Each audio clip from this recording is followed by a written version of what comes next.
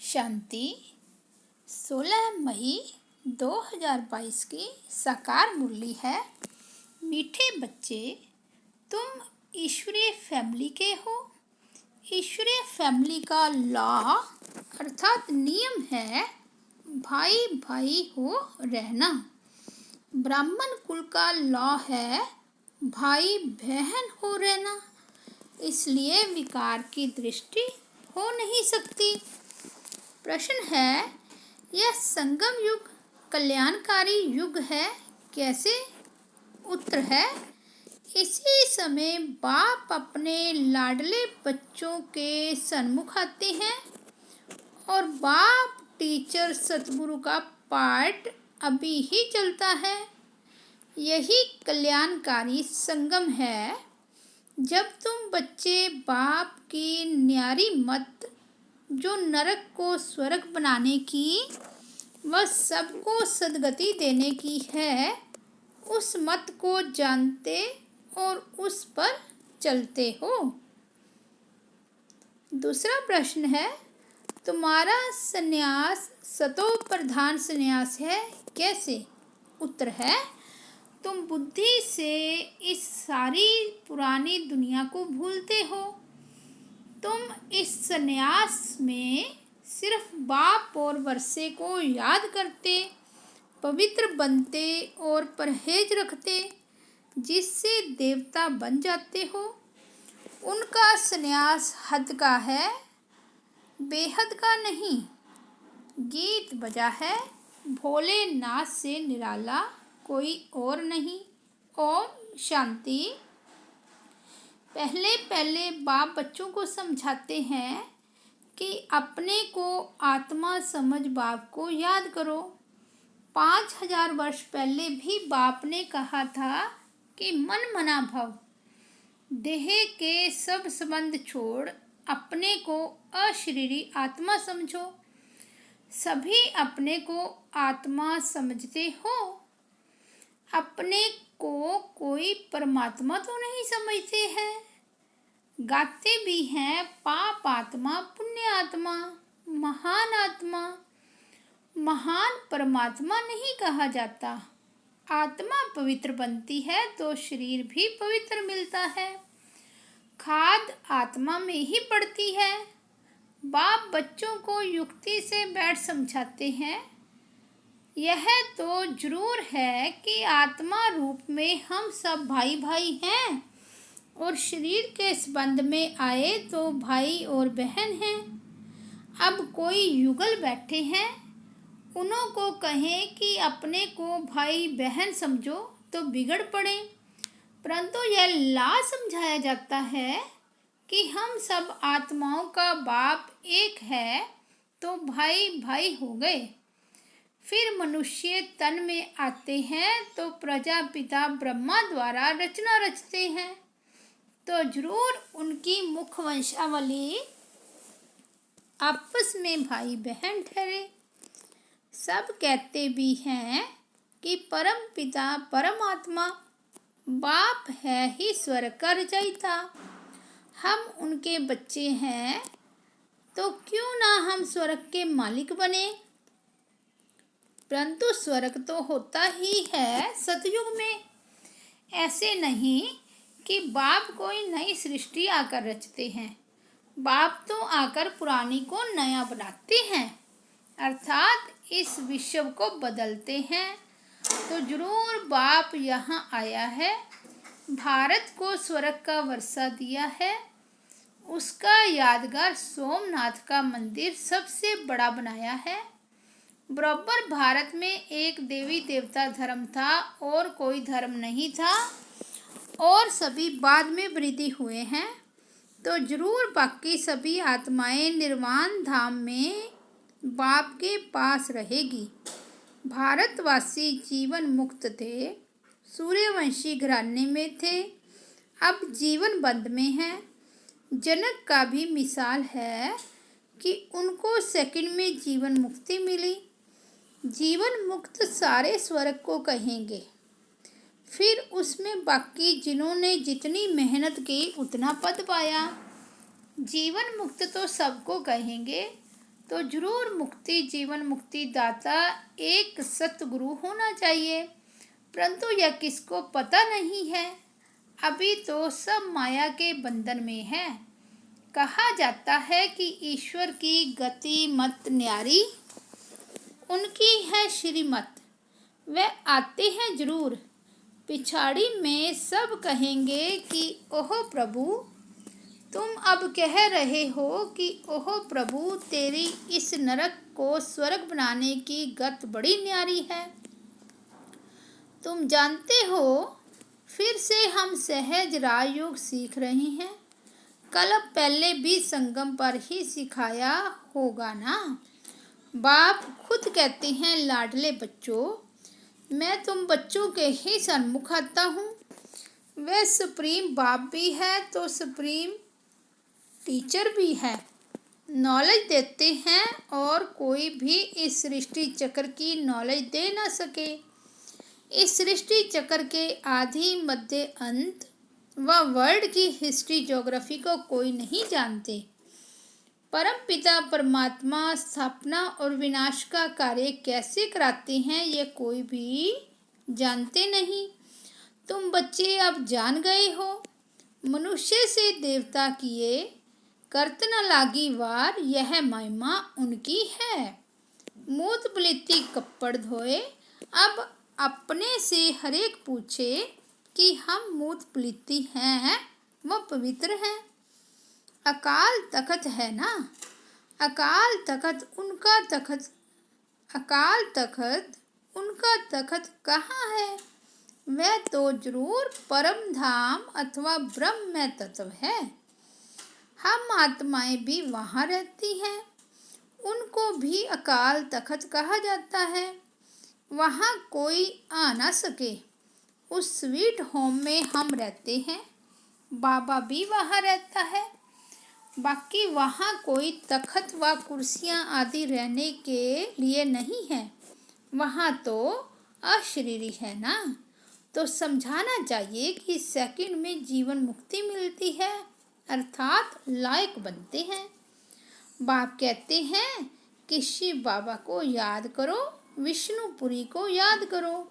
अभी तुम ब्रह्मापुरी में बैठे हो, ब्रह्मा की संतान हो और शिव बाबा के बच्चे भी हो। अगर अपने को भाई बहन नहीं समझेंगे तो काम विकार में चले जाएंगे।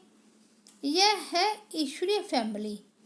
पहले तुम बैठे हो, दादा भी है, बाबा भी है और तुम उनके बच्चे हो, तो तुम हुए शिव बाबा की ब्रह्मा द्वारा संतान, शिव के पोतरे ठहरे। फिर मनुष्य तन में है तो बहन भाई हुए। इस समय तुम बहन भाई प्रैक्टिकल में हो। यह ब्राह्मणों का कुल है। यह बुद्धि से समझने की बात है। जीवन मुक्ति भी सेकंड में मिलती है। बाकी मर्तबे तो बहुत हैं। वहाँ दुख देने वाली माया तो होती नहीं। ऐसे नहीं कि सतयुग से लेकर कलयुग तक रावण को जलाते रहेंगे। जो कहते हैं कि परंपरा से जलाते आते हैं, यह असंभव है। स्वर्ग में असुर कहाँ से आए। बाप ने कहा है कि यह आसुरी संप्रदाय है। फिर उनका नाम रख दिया है अकासुर बकासुर। कहते हैं कृष्ण ने गायें चुराई, यह भी पाठ चला है। शिव बाबा की गायें तुम ठहरी ना। शिव बाबा सबको ज्ञान घास खिलाते हैं। घास खिलाने वाला, परवरिश करने वाला वह है। मनुष्य मंदिरों में जाकर देवताओं की महिमा गाते हैं कि आप सर्वगुण संपन्न और हम नीच पापी हैं। अपने को देवता कह ना सके, हिंदू कह देते हैं। असुल नाम भारत है। गीता में भी है, यदा यदाई धर्मस्य। गीता में हिंदुस्तान तो नहीं कहा है। यह है भगवानोवाच। भगवान एक निराकार है जिसको सब जानते हैं। स्वर्ग में है सब दैवी गुण वाले मनुष्य। उन्हों को ही 84 जन्म लेने हैं, तो जरूर स्वर्ग से नरक में आएंगे। आपे ही पूज्य आपे ही पुजारी, उनका भी अर्थ होगा ना। नंबर 1 पूज्य श्री कृष्ण है। किशोर अवस्था को सतो प्रधान कहा जाता है। बाल अवस्था को सतो, युवा है रजो, वृद्ध है तमो। सृष्टि भी सतो रजो तमो होती है। कलयुग के बाद फिर सतयुग आना चाहिए। बाप आते ही हैं संगम पर। यह है मोस्ट कल्याणकारी युग। ऐसा युग कोई हो नहीं सकता। सतयुग से त्रेता में आए उनको कल्याणकारी नहीं कहेंगे, क्योंकि तो कला कम हुई तो उनको कल्याणकारी युग कैसे कहेंगे। फिर द्वापर में आएंगे तो और कला कमती हो जाएगी, तो यह कल्याणकारी युग नहीं रहा। कल्याणकारी यह संगम युग है, जबकि बाप खास भारत को और आम सबको गति सदगति देते हैं। अभी तुम स्वर्ग के लिए पुरुषार्थ कर रहे हो। बाप कहते हैं कि यह देवी देवता धर्म ही सुख देने वाला है। तुम अपने धर्म को भूल गए हो, तब और धर्मों में घुस जाते हो। वास्तव में तो तुम्हारा धर्म सबसे ऊंचा है। अब फिर तुम वही राजयोग सीख रहे हो, तो श्रीमत पर चलना पड़े। बाकी सब है आसुरी रावण राज्य मत पर। सब में 5 विकार हैं। उनमें भी पहला है अशुद्ध अहंकार। बाप कहते हैं देहे अहंकार छोड़ देही अभिमानी बनो, अशरीरी भव। तुम मुझ बाप को भूल गए हो। यह भी भूल भुलैया का खेल है। कई फिर कहते हैं नीचे गिरना ही है, तो फिर पुरुषार्थ क्यों करें। अरे पुरुषार्थ नहीं करेंगे तो स्वर्ग की रजाई कैसे मिलेगी। ड्रामा को भी समझना है। यह एक ही सृष्टि है जिसका चक्र फिरता है। सतयुग आदि सत्य है भी सत्य, होशी भी सत्य। कहते भी हैं वर्ल्ड की हिस्ट्री ज्योग्राफी रिपीट होती है, तो कब शुरू होगी, कैसे रिपीट होगी, उसके लिए तुम पुरुषार्थ करते हो। बाप कहते हैं फिर से तुमको राजयोग सिखलाने आया हूँ। तुम भी सीखते हो। रजाई स्थापन होगी। यादव कौरव खत्म हो गए और जय जयकार हो गई। फिर मुक्ति जीवन मुक्ति के दरवाजे खुल जाते हैं। नहीं तो तब तक रास्ता बंद रहता है। जब लड़ाई लगती है तब ही गेट खुलता है। बाप आकर गाइड बन ले जाते हैं।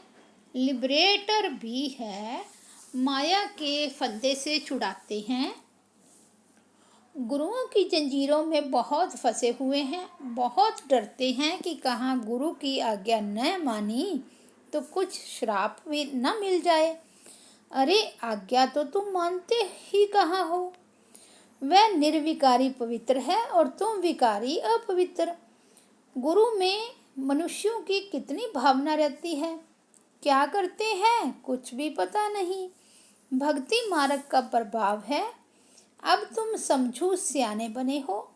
तुम जानते हो कि ब्रह्मा विष्णु शंकर है सूक्ष्म वतनवासी। उसमें भी ब्रह्मा सो विष्णु का पाठ यहाँ है। शंकर को यहाँ आने की दरकार नहीं।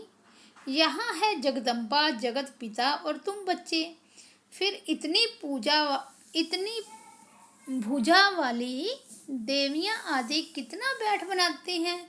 अथाह चित्र है। ये सब चित्र हैं भक्ति मार्ग के लिए।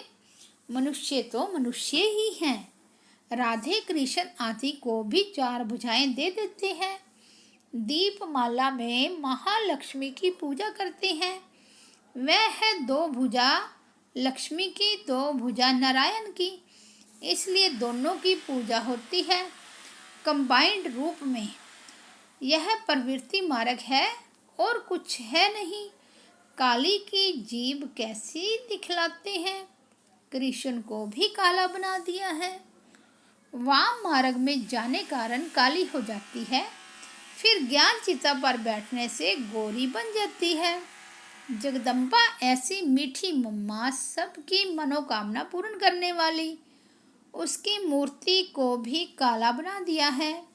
कितनी देवियाँ बनाते हैं, पूजा कर समुंदर में डुबो देते हैं, तो यह गुड़ियों की पूजा हुई ना। बाबा कहते हैं यह सब ड्रामा में नूंद है, फिर भी होगा। भक्ति मार्ग का बड़ा पेशगीर अर्थात विस्तार है।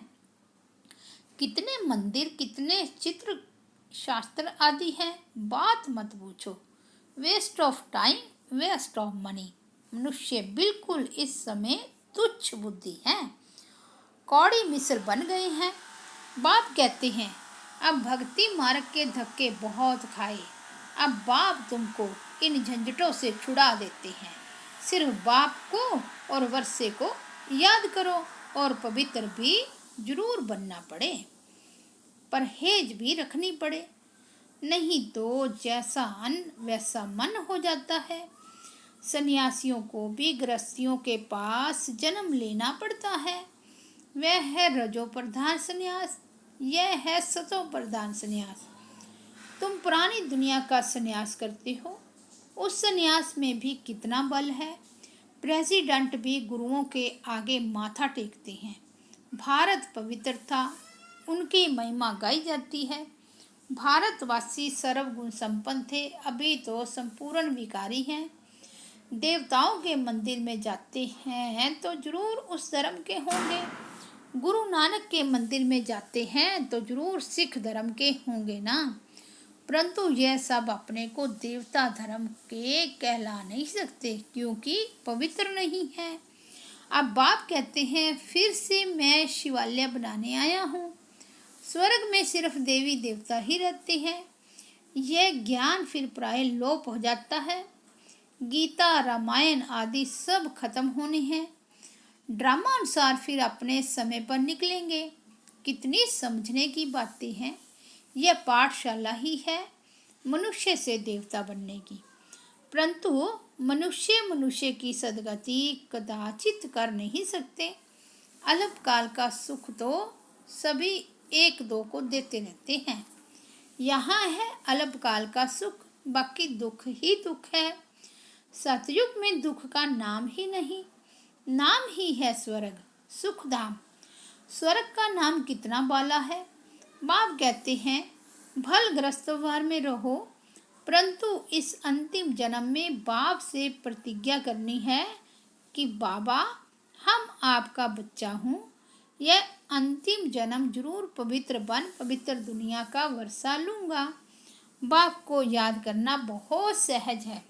अच्छा, मीठे मीठे सिकिलते बच्चों प्रति माता पिता बाप दादा का याद प्यार और गुड मॉर्निंग। रूहानी बाप की रूहानी बच्चों को नमस्ते। हम रूहानी बच्चों की रूहानी बाप दादा को याद प्यार, गुड मॉर्निंग और नमस्ते। धारणा के लिए मुख्य सार, देही अहंकार को छोड़ देही अभिमानी बनना है। अशरीरी बनने का अभ्यास करना है। ड्रामा को यथार्थ रीति समझकर पुरुषार्थ करना है। ड्रामा में होगा तो करेंगे, ऐसा सोचकर पुरुषार्थ ही नहीं बनना है। वरदान है संगम युग के महत्व को जान, श्रेष्ठ प्रारब्ध बनाने वाले तीव्र पुरुषार्थी भव। संगम युग छोटा सा युग है। इस युग में ही बाप के साथ का अनुभव होता है।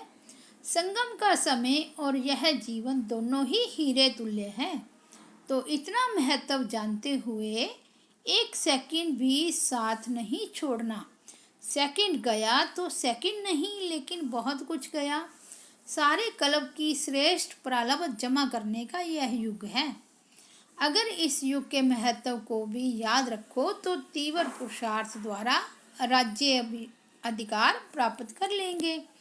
स्लोगन है सर्व को स्नेह और सहयोग देना ही विश्व सेवाधारी बनना है। अच्छा, ओम शांति।